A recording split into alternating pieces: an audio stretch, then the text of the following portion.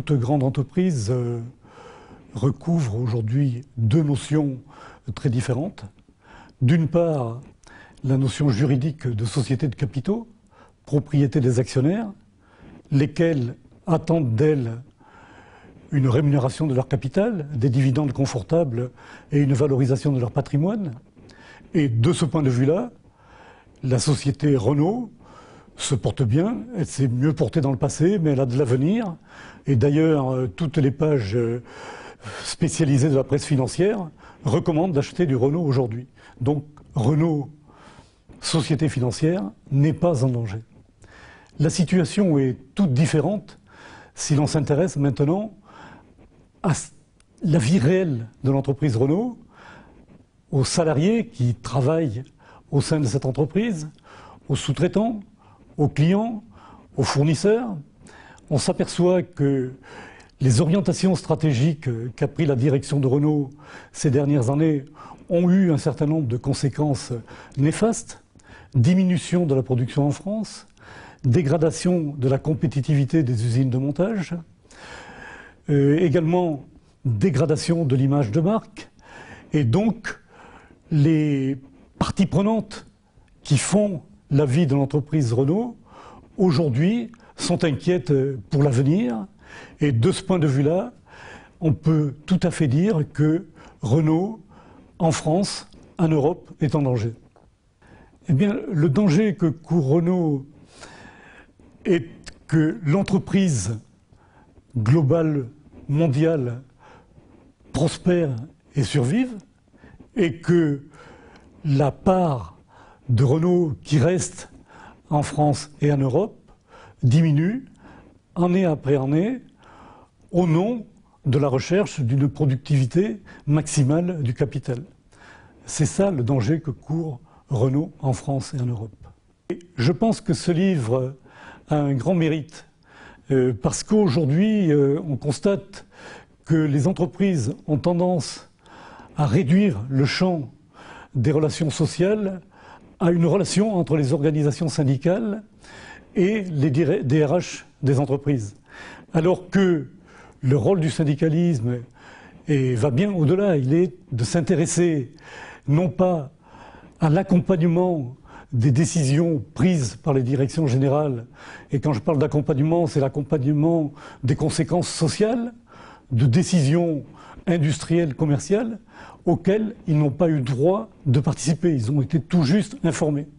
Le livre a l'ambition de repositionner l'action syndicale sur une réflexion globale sur l'entreprise, de façon à ce que les organisations syndicales, à travers les institutions représentatives du personnel, à travers la représentation au conseil d'administration par les administrateurs salariés, puissent intervenir en amont sur les décisions stratégiques de l'entreprise, et donc que les salariés ne se contentent pas de subir les décisions de la direction générale, mais pèsent sur ces décisions de la direction générale.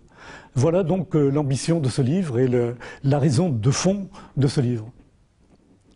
De plus en plus de décisions ne sont pas partagées et les cadres constatent que la mise en œuvre des orientations de la direction générale va à l'encontre d'un intérêt à long terme de l'entreprise et va à l'encontre de l'intérêt général de la société. Mais malgré tout, tenus par la loyauté d'exécution, ils ne peuvent pas faire grand-chose, et c'est ce qui explique tout le malaise vécu à titre individuel par des cadres qui sont en porte-à-faux entre leurs convictions intimes et le travail qu'ils font chez Renault. Alors je pense que la seule solution pour en sortir, c'est de se dire qu'au-dessus de la loyauté de l'entreprise, il y a une loyauté citoyenne qui exige de tout individu que, quelles que soient les actions qu'il mène contraints et forcés dans l'entreprise, il pense à ce que doit être la société du futur, une société humaine qui laisse à chacun, qui donne à chacun une part correspondant à ses besoins, à ses ambitions.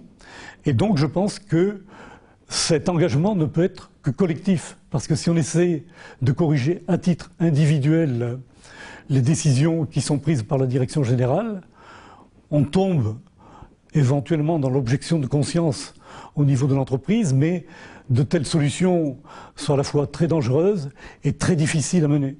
Donc je pense qu'il faut chercher la loyauté citoyenne dans l'engagement collectif, qui peut se mener, bien entendu, dans l'entreprise, d'abord par l'engagement syndical, mais aussi à l'extérieur de l'entreprise, par l'engagement dans les municipalités, l'engagement politique.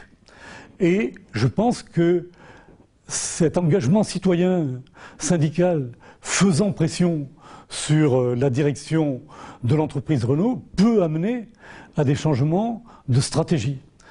Et en particulier, j'attends des administrateurs représentant les pouvoirs publics au sein du conseil d'administration de Renault qu'ils expriment avec force ce qu'est l'intérêt général et qu'ils contribuent à la recherche d'un compromis forcément nécessaire entre cet intérêt général et l'intérêt particulier, qui n'est qu'un intérêt particulier des actionnaires. Et le message que je voudrais faire passer pour ma part, c'est que la CFDT malheureusement ne sauvera pas toute seule Renault, et j'espère qu'on pourra enrichir ce livre par un travail intersyndical, de façon à produire, avant que vienne en débat le renouvellement du mandat de Ghosn, l'éventuel renouvellement du mandat de Ghosn, que les organisations syndicales arrivent à se mettre d'accord sur le Renault qu'elles souhaitent. Et quand je parle d'organisations syndicales, j'inclus dans la réflexion les organisations syndicales des filiales étrangères de Renault et du partenaire de Renault dans l'Alliance, c'est-à-dire les organisations syndicales de Nissan. Et j'espère qu'un jour, on pourra considérer que l'Alliance Renault-Nissan est aussi celle des salariés de Nissan et de Renault.